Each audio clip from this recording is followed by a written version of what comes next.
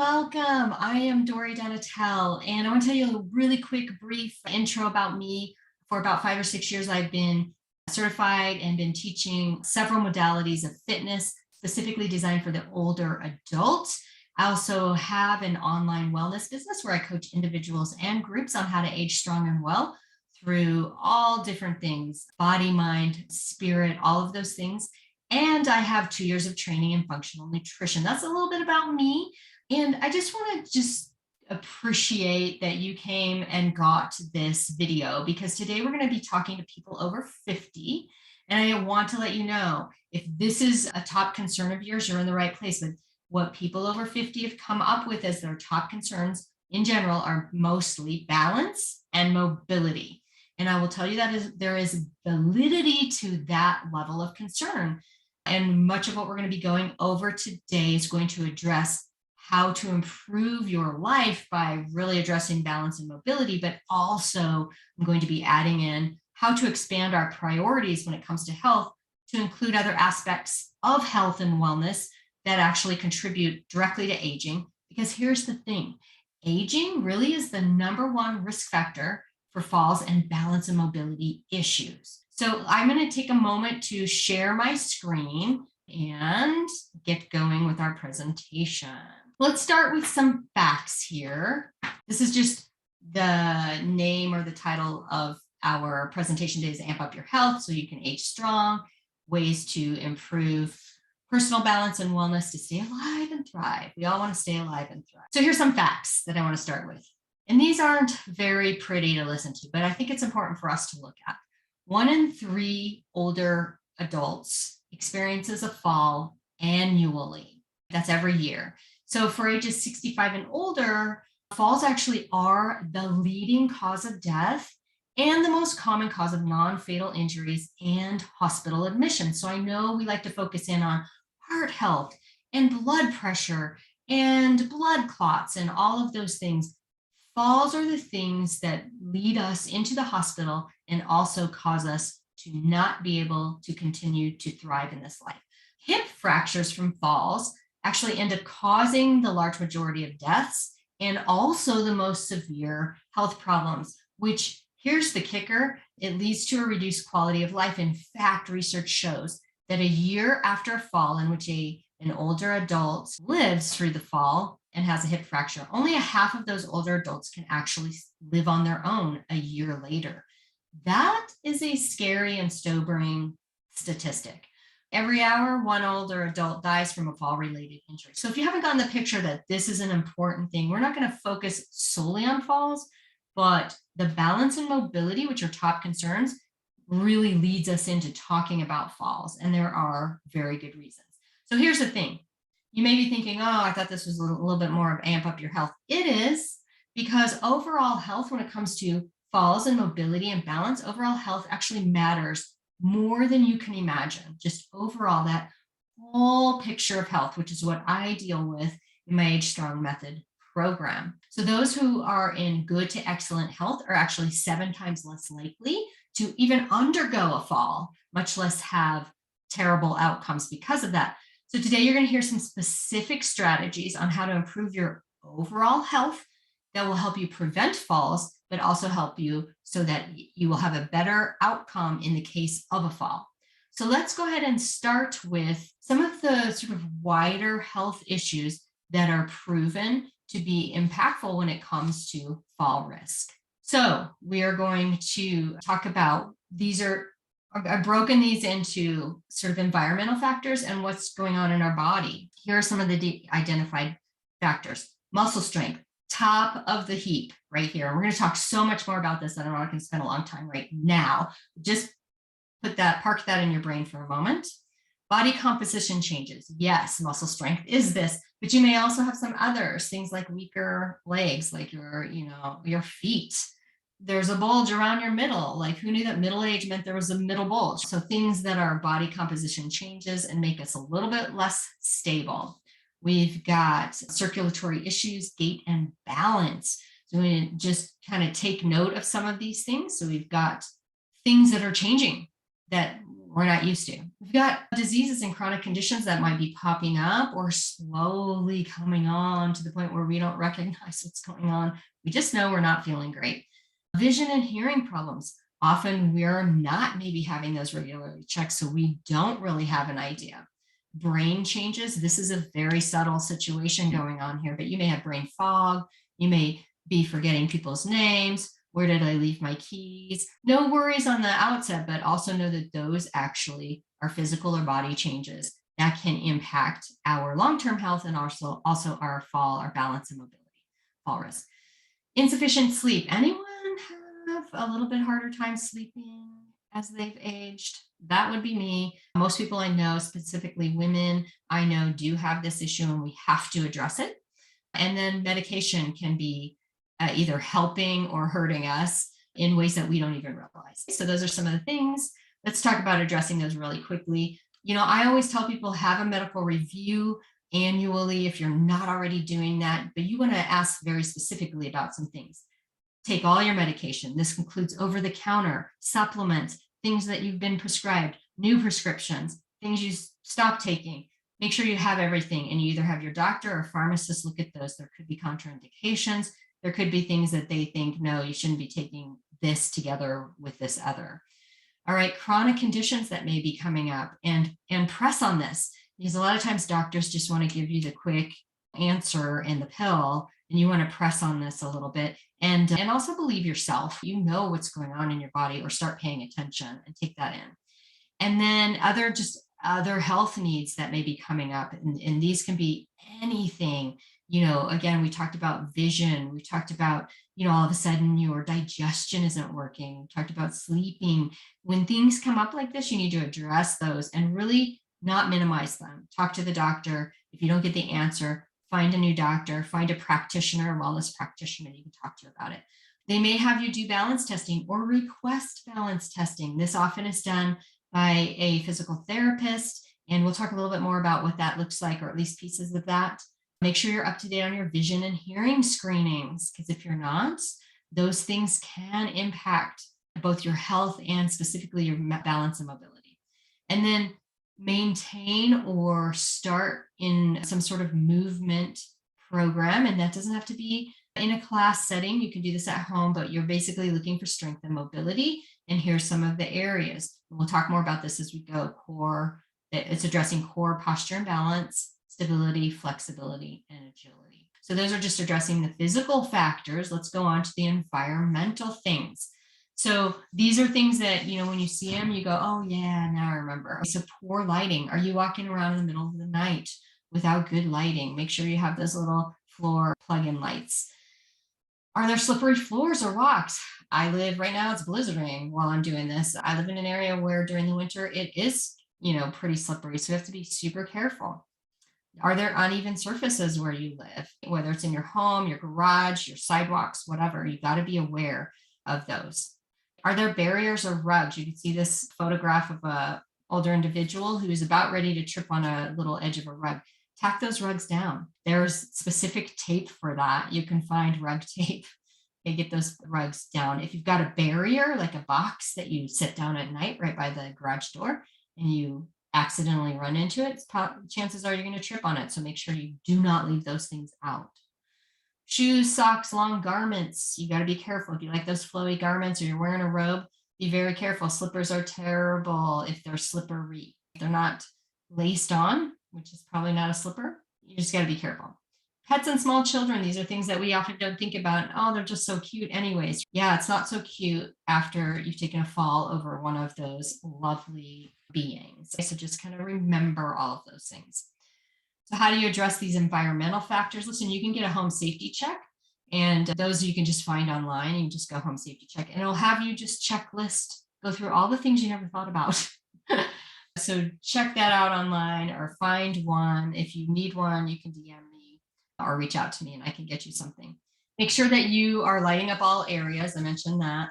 Non-slip socks or soles are awesome. So if you're walking around in socks all day, because a lot of us have been homebound a little bit during this recent limiting season, and that's okay, do that, but make sure that they have those non-slip soles. I mentioned tuck your rugs down and being pet and child aware, being So you may say, yeah, those are things I already knew. Thanks, Tori. Well, that's just half of the battle, so to speak. There are things that you may not know. So I want you to pay attention, re-engage right now. I'm going to go into some things that may be a surprise for you and how utilizing these things can and will improve your chances of either not falling or having a better outcome in the event you do take a fall or you have a balance or mobility issue. Oh, strength. Listen, I know I said muscle strength, and we're going to talk more about muscle strength, but right at the outset, I want to talk about toes. The thing is, we minimize the idea of this. We don't practice toe strength, or we don't build our toe strength. And it's really simple for you to check this on your own. I want you to stand up, like literally right now, if you could just stand up and go ahead and stand up straight, posture straight, feet are flat on the floor, grounded on the floor, and they're about shoulder width apart. I want your toes, your feet, sorry. And what I want you to do is, with your posture aligned and straight, I want you to just lean forward. And I want you to notice what's keeping you up. What you're going to feel is your toes, especially your big toe, is pressing harder and harder into the floor. And that's what's keeping you up. So you can just literally have that demonstrated for you, how important toe strength is. I'm trying to find where my notes are for these, but I'm just going to go ad lib. Hopefully I don't forget anything. So progressively increasing your toe strength is shown to reduce fall risk significantly. Now, you can find things on the internet on how to increase your toe strength. I will probably do a YouTube video. By the way, my YouTube channel is Dory, DORY.tube. That's all you got to put in there. So you can look for something. I haven't done it yet, but just know that that probably is coming because I think that's so important. Here's the other thing that's kind of a unusual idea is nutrition. Nutrition is actually a bigger factor for fall risk than we give it credit for. We're like, oh yeah, nutrition's good, but what does that have to do with falls? Well, it does. So we're going to talk a little bit more about it. And I'm going to really try to find, yeah, here we go, because this has really good stuff that I don't want to miss. So nutrition, I mentioned, is a bigger factor for fall risk than many realize. So I want to ask you, what nutrient would you commonly associate with bone density and with building bones? I'll bet you said calcium. Very good. You were right, by the way. But here's what you may not know. Did you know that even if you're ingesting a lot of calcium, maybe you drink milk all the time, maybe you take calcium because it's one of your supplements being prescribed by your doctor. Well done. There may still be things that you're doing that are actually blocking the absorption of calcium. So I'm going to go through some of those with you right here very quickly so you can write these down or come back and listen to this. The first one is kind of a no-brainer, I suppose, but it's smoking. Okay, so studies of smokers show reduced bone mass. We do not want reduced bone mass. We're actually fighting that battle constantly. Smoking will make that battle harder. The reason actually isn't well understood, but it appears that smoking, or it is thought that smoking actually interferes with the absorption of calcium in the intestines. And by the way, the intestines is where calcium absorption happens. So we can all say, yeah, smoking's not good. I will just say, if you are a smoker, I know it's really sounds a little simplified, just stop. But that definitely is job number one. If there's any way to get help, get yourself help there. So we're going to put smoking aside. The next one is, hey, do you like your food real salty? Nummy, nummy. Its problem is excessive salt interferes also with calcium absorption. So you want to stop doing the salt. Now, I get that you may say, well, I already know smoking and too much salt. Yeah, that's a problem. Got it. We got it. So we want to reduce our sodium. We want to stop smoking or work to stop smoking if we are. But here's where it's going to get a little more interesting, because some of these are things that we look at as very healthy behaviors. Do you consume a lot of whole grains? Whole grain bread, whole grain cereals, vitamin fortified, whatever that is. Listen, the whole grain's outer shell actually binds with calcium and other minerals, and it makes them insoluble and not able to be absorbed in your intestines. In essence, your calcium, whether you're taking it or you're drinking it or whatever, passes out of the body without being absorbed. So you're sort of just negating that calcium. The next one, you probably know that we need to be taking vitamin D. I would say I recently did this to a group of about 50 people in person, and almost the entire room raised their hand that they take vitamin D. Are you one of those people? Do you take vitamin D? Good, because most of us know we are not getting enough vitamin D. Insufficient vitamin D is also something that interferes with calcium absorption. And really, vitamin D is critical to calcium absorption. So if you're not taking it, I would suggest that you do. Here's where it's going to also get sticky, because this is stuff where people want to, if they had a tomato to throw at me, they would. Thankfully, I've got the computer screen.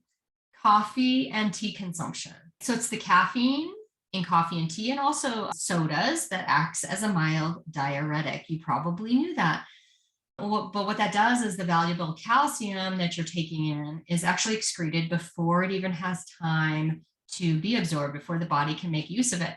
So consuming those drinks in small quantities is relatively harmless, but excessive use would be over maybe 2 to 3 cups a day of, highly diuretic type of caffeinated drinks. Just know that. Sorry. So this one, I don't want you to tune out, because you may say, as soon as I say it, oh no, I don't have that. But if you have some sort of digestion struggles, I want you to really pay attention. Celiac disease, this is a health condition, very common. It's an autoimmune disease. It's characterized by gluten intolerance. And here's the thing, it often goes undiagnosed in both children and adults. And what happens here, again, if you're having a digestive upset, you should get tested for this, because when you have it, often unknown that you have it, it's changing the lining of your intestine, and it impacts the absorption of fat-soluble vitamins and minerals, such as vitamin D. So if you're taking vitamin D, that's not getting there either, and calcium. And then here's the most interesting one, and also probably most common and underreported, and that is undereating. So people, as they get older, they tend to become more sedentary, and we've noted that body composition changes, which means we're increasing our body fat percentage, and our muscle, we have a decrease in lean muscle mass. In general, the way that the body is responding to less energy needs is often to, or more sedentary, is by decreasing our appetite. Now, as women over 50, we wear this little decrease in appetite that sort of naturally occurs as a bit of a badge of honor. And I'll just tell you what I see all the time, including in myself before I started on my own journey, is I wasn't really into breakfast. I'd have my tea in the morning, and then, maybe about late morning, I might have, I'll just have a half sandwich. And then later afternoon or mid-afternoon, maybe I'll have the other half of the sandwich. I'm just not very hungry. And then, it's dinner time, I make a dinner, so I'll eat the dinner. And then I might have a little, snacky snack before bed. And when I started tracking, I realized I was taking in under 1,000 calories. Now, did I lose weight? Yeah, but guess what that weight was? Muscle loss. So, and over years, that builds up, and you start all of a sudden not being able to, you eat less and less and less. We do not want to wear this as a badge of honor. In fact, this process has a medical term, and it is called anorexia of aging. It also means that there's malnutrition going on as we age. So that's important for you and I to definitely know and take note of. So that's the nutrition part. So what else matters? Whether it's just mattering a little bit or a lot. How often have you said, oh, I think I'm just accident prone? You know what? I've been clumsy my whole life, even when I was a little kid. I hear this a lot. It's a little bit of an excuse thing that I think comes out of us. But I want to give you a little bit of a nod on that, because first off, research actually does reveal, and I love how the study or the article shares this, that accidents can cluster in certain individuals. And yet there was no pinpointed reason or rationale, but other studies offer some clues. So I want you to be thinking if any of these factors resonate, okay, for you. The first is stress or anxiety. And part of this category, or a large part of it, is being too busy, having too much to do. In essence, it's basically rushing around. With the biggest issue being multitasking. Now, we know what multitasking is because usually we are running around trying to get too many things done all in a day in general. And it doesn't maybe happen every day, but it happens enough of the time. So is that you? Are you doing that? This actually makes us, quote, more accident prone, or it may cluster. So you want to really be thinking, am I overdoing constantly? So thinking about that. The next thing is travel. And I know we get to, our older years and we've had a lifelong dream of we're just going to enjoy ourselves and travel. Often our health prevents us, but many of us just do travel, including myself. And travel also, from research, has seemed to result in more falls. They believe this to be caused by dual and triple tasking. This is another term for multitasking. So you can imagine if you're at the airport, you're on your phone talking to somebody, a friend or whatever. Yeah, I'm here at the airport. You're dragging your little rolly bag and you're looking up on the departure board. You're doing three things at once. Something like that is just, it can be a recipe for disaster if we are not sort of conditioned. Plus, there's a lot going on. So traveling has been shown to result in more falls, and we can improve this. We can work on our ability to dual and triple task, and we'll talk about that more in a little bit. Other things that are dual tasking that aren't necessarily at the airport, you just might be, taking a walk with headphones in or talking on the phone. So that's dual tasking. And then with regards to the travel, they also state that jet lag, sleep deprivation, and inner ear issues also kind of contribute here to why there may be more falls. Other things is I've mentioned that our body composition is changing. Multiple times I've talked about this, that our gait and physical issues, they can be something that's really kind of unexpected. Maybe you aren't seeing a bulge in the middle and you don't think there's much going on, but our entire body is a chain. It's all connected. And there's chain reactions that we don't realize going on. I'll give you my personal example. About 10 years ago, I had on one foot plantar fasciitis. It was not extensive enough to require surgery. I worked with a physical therapy to stretch it out, basically. But during that year that we were working on this, and yes, it was a longer time, but I didn't have to do surgery. During that year, I started to get hip pain on the other side. And my physical therapist said, it's because you may not realize, because that pain only hurt for just maybe 30 seconds after I stood up or got up in the morning. And then it felt like it was gone, but you are having a slight change in your gait. So this chain reaction goes on without us really knowing. So that's pretty common. Again, so just be aware of that. And then I've mentioned this a couple of times and I want to come back to it, is health in general. So I want to ask you, do you have metabolic syndrome? You probably don't know. You may have never heard that term, but it's very likely that you do, and I'll explain why. You may know that term by its more commonly used name, insulin resistance. Now, you may also not know if you have this. So let me give you a little bit more about what this is. And I'll just tell you right up front, it is connected to fall risk. And I'll tell you why in a minute. The metabolic syndrome, or insulin resistance, is a cluster of conditions that includes obesity, specifically that visceral fat that bulges, that starts to get bigger around our middle as we age, increased blood pressure, high blood sugar, abnormal cholesterol, or triglyceride levels. Now listen, this is so common. 1 in 3 adults, that is people 21 and over, 1 in 3 adults have this. Over half of all people over 60, and the numbers are rising every day. Okay, so is it fixable? So chances are you have it. Is it fixable, or you have at least the beginning of it? Yes, it is fixable. Problem is that most of us think, well, yeah, my blood pressure is high, but I'm on medication for that. Well, it isn't fixable with meds. The meds simply hide the symptoms, and the syndrome is still there. And so the way it's fixable is primarily with lifestyle choices, not meds. So your fall risk isn't reduced just because you're taking meds to lower those items. or to fix those, your fall risk is still there because this is a syndrome that is a cluster of symptoms, basically. And it does increase your fall risk. They believe it increases your fall risk and your balance issues because of gait speed. So you can see how that chain reaction goes. We slow down a little bit. And then I want to talk about this idea like, are you just accident prone? So if you're somebody who says, well, I come from a long line of clumsy people. I mean, I think it's just genetics. So I want to talk to you about genetics. First off, again, I will tell you there is some evidence of this, but here's the thing.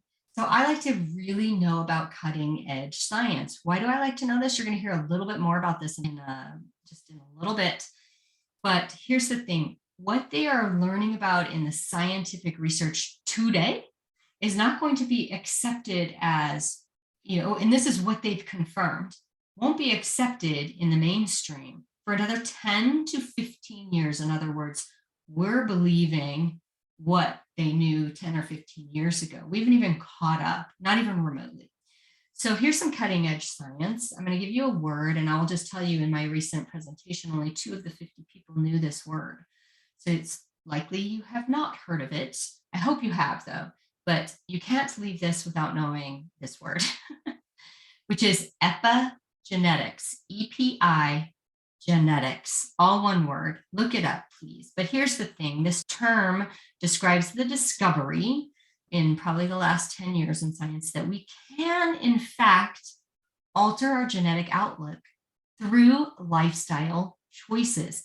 And how that works is not that we're changing our DNA. It's basically that they have found that based on lifestyle choices, let's say we have a clumsy gene, we can turn that off. Let's say there's somewhere in our genetic makeup where we have really good eyesight, but we're not having that right now. We can turn that on based on lifestyle choices. So it's basically how those genes or genetic dispositions are expressed.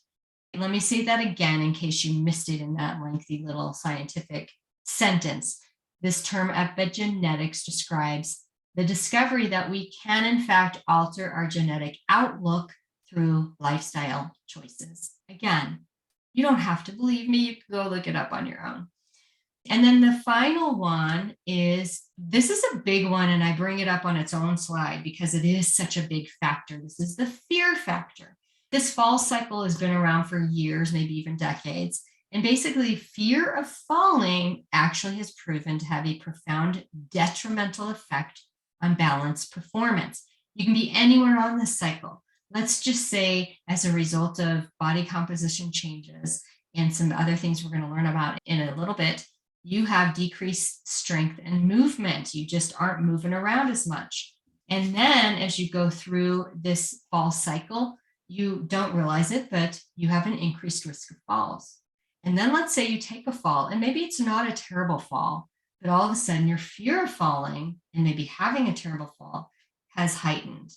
And then you decrease your activity even more, which just continues that cycle. This is exactly the opposite of what we want to do. We want to address wherever you fall in the fall cycle, we want to address this with increasing strength and movement, dealing with that balance and mobility, those balance and mobility factors. So how do we do that? First off, I want to suggest that I'm going to move this over. Start with stretching. Now, every day, these are daily do's, by the way. These are fall-proof, injury-proof, aging strong daily do's. You want to start your day, if you can, with some stretching, whether that's right when you're in bed before you get out. Do some stretching. It could take less than 5 minutes. Please do this. You can do this also all day long. Balance work. This is as easy as hands are up. You're going to lift up one knee, have a 30-second test. Even if you put that down and bring it up again for 30 seconds, however many times you put it down, just take note. Try to improve that over time. What you're going to find as you do that with not both legs at the same time, but one leg at a time, both legs. You're going to find as you continue to practice that pretty soon you will be able to hold that up for 30 seconds. Make sure you're near a wall or something stable so you can hang on if you start to topple over. So do that safely, but definitely work on your balance. 30 seconds on each leg equals 1 minute. Agility and reaction, this can be as easy as turning on some music and, kind of dancing back and forth, even in place. I like to do hot lava with people where it's as if they got hot lava. You can kick a little ball around the house, whatever you want to do, but that agility and reaction work is really good. That can just be for a minute also or less, but it's a really great thing. What's slumping? This is a term. I don't remember the author, but I liked the term because it noted exactly what it was. Once I tell you, you won't forget it. So you want to practice slumping. One of the things with the fall cycle that I talked about, the way to get through that fall cycle is to have increased exposure. You're building confidence in your fall cycle and your fear of falling through controlled exposure, increased exposure to falls. Now, Dory, are you telling me I need a fall? Sort of. Okay, so listen up. So this is the same as what paratroopers are taught when they go into the military and they're going to be jumping out of airplanes. I have confirmed this with somebody who was a paratrooper way back in the day, and he said yes, and that training still works for him because he's older, and when he has had falls, his body automatically remembers to fall in a relaxed state because they practice that over and over and over. So what you're going to do is, with your back up against the couch, because you would normally just sit down on the couch, but you're standing, your legs are up against the foot of the couch, basically, and it's a nice, comfy couch, hopefully. You want to relax everything and just fall into the couch anytime that you're getting into the couch. And if you don't normally sit on the couch, then sit on it a couple of times a day and practice slumping a couple of times a day into the couch. You could also do a nice, big, comfy chair in the same way. So practice slumping. You're practicing falling and your body's getting muscle memory of loosening up. Dual tasking, we've talked about a couple of times. This could be walking, talking on the phone. I like to have people do that around a kitchen island in case they need to hang on, or up and down the hallway where they have something to hang on to if they, have trouble with their balance. When you are tested, if you go and have a balance test, they may ask you to walk down a hallway while counting backwards from 100. So this is another thing that you can be a little bit more specific about if you'd like. But again, most of us walk and talk at the same time. So just chalk that up to dual tasking. And then muscling up. Now we talked about the big toe, but specifically the toes. You want to definitely do toe and foot work and ankles, muscling up there, but also resistance training. This is resistance. Are you doing your cardio? Great. Super great for your heart health and blood pressure and even brain abilities. That's really helpful. Yet, if you are not including any resistance exercise at all, we need you to do that. The muscles, we're going to learn a little bit more about why, but that is really top of the line. You need to do that. You can do that in the pool if you do aqua aerobics. The water is resistance. You can use body weight exercises. So if you're doing things like squats and wall push-ups, those kinds of things, you are doing resistance exercises.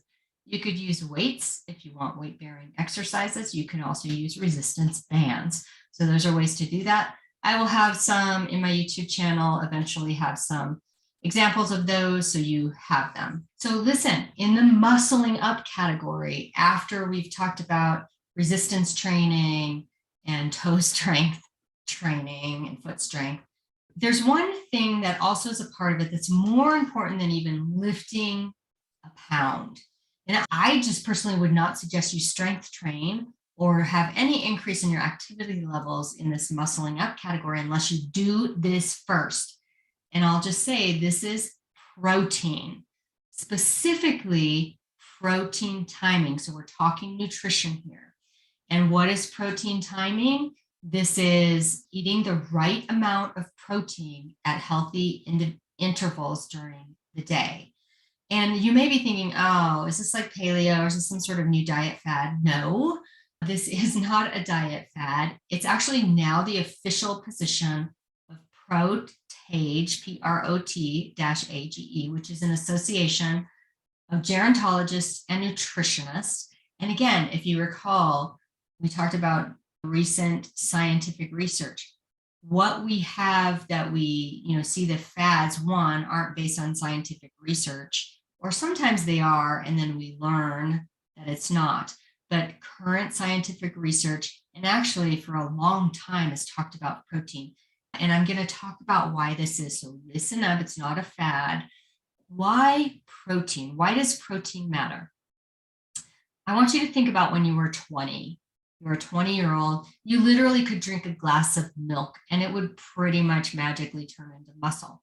Why? Because of how efficient you were and your body was at converting those nutrients in there into muscle and also bones. So this ability to convert nutrients actually starts to fade as early as our 30s, which happens to be a big problem as we age, because our bodies are constantly breaking down and rebuilding muscle tissue. That's how muscle, it's like a regeneration process going on.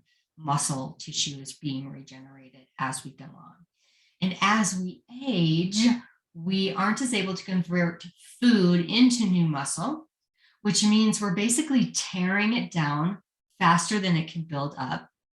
And this is what results in that muscle loss, the natural muscle loss of aging. If we do nothing, we will have muscle loss. Now, the medical term for this is sarcopenia. And if somebody, a doctor particularly, says you're mildly sarcopenic, that means you have enough muscle loss for them to notice this and give you a diagnosis of this. So remember, here's the other pieces. Muscle isn't just about muscle.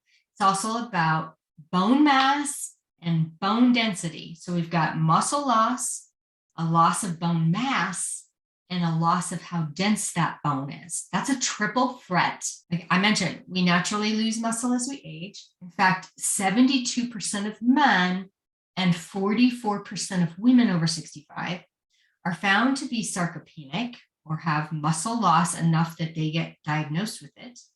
And the effects when that happens are not good. They struggle with daily tasks of life. Usually they can't do the things that they love to do any longer. And also, this is I can't even believe this statistic, but 1 in 6 women and 1 in 10 men aged 65 or older can't actually kneel down or stoop down or lift a mere 10 pounds. So this is serious stuff here. Low muscle strength. Now, sarcopenia is loss of muscle tissue. So even if you have the muscle tissue, your strength is reducing also. It's associated also with elevated risk of death.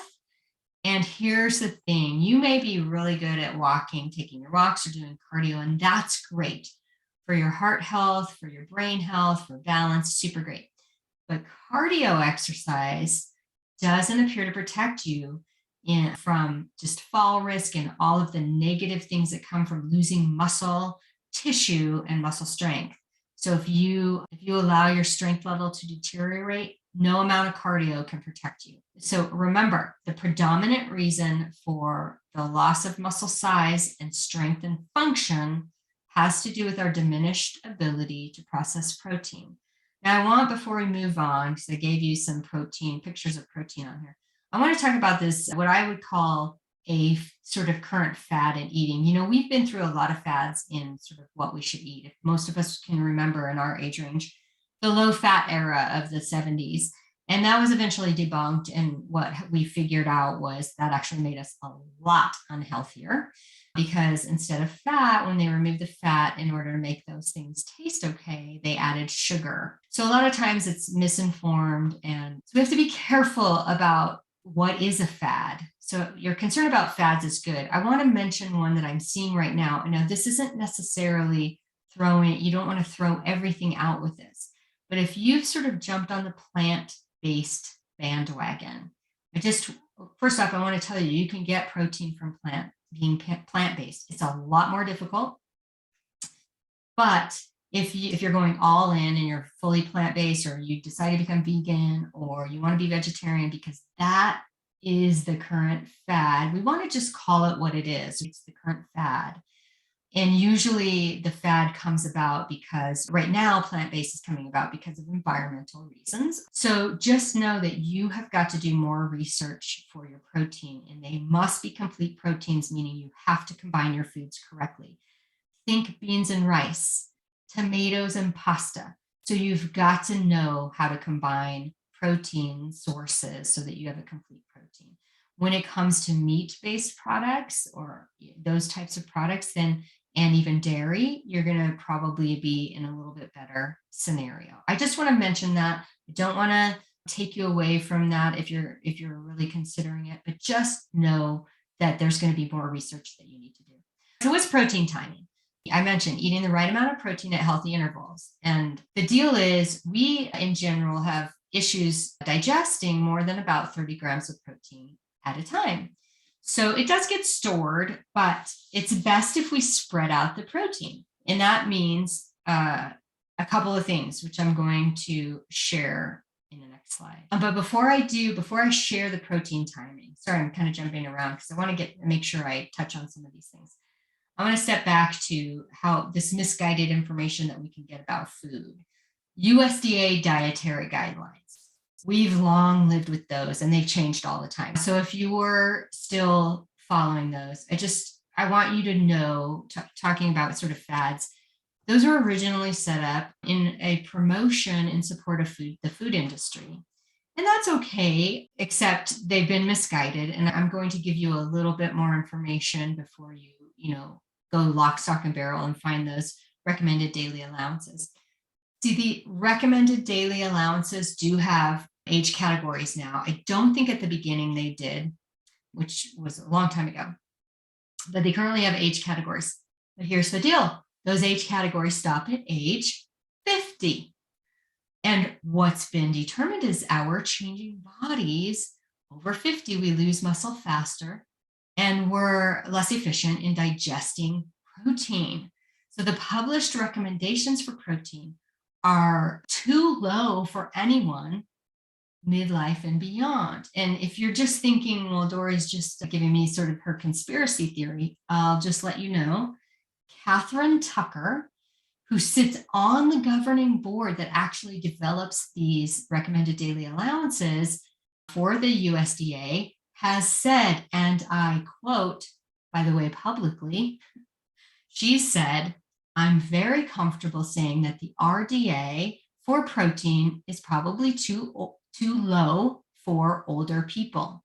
She goes on to say, her name is Catherine Tucker. She goes on to say that it's probably never going to catch up and be correct for people over 50. And she addresses the fact that, we're far behind the scientific proof. So just know this. So what is the right amount of protein? How do we get this in?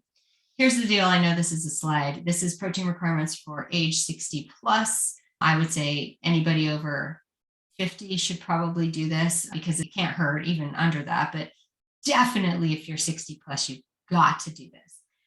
This is 25 to 30 grams per meal and 7 grams of protein per snack. Now, I can hear your head going, I don't know what a gram is. What's a gram? First off, you've got to aim, you've got to spread these grams of protein out, and then I'm going to talk about what a gram is. You've got to aim for 3 meals and 2 to 3 snacks a day.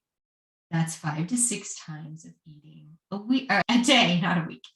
And you definitely want to make sure in your breakfast that you have protein. Too often, we start with a bowl of oatmeal and some bananas and maybe a little bit of dairy, like, a little smidgen, or put the dairy in the coffee or something. That's it. If we have breakfast, we've got to have 25 to 30 grams of protein per meal. I do that in the form of a protein shake. It's very simple to do. 7 grams of protein per snack. You could do something like beef jerky if you eat meat for a snack, or some nuts, and even a hard-boiled egg, those kinds of things. Now, grams, there's a few ways to do this. If you have a food scale, you can usually set it for grams, and basically grams and ounces, there's so many ounces, there's so many grams in an ounce is basically it. But that's the easy way. Also, every food product that has a label should have grams of protein on there and should have the grams of macronutrients. That's going to be protein, fats, and carbs. You'll be able to see that in there, but I'm going to focus us on protein right now.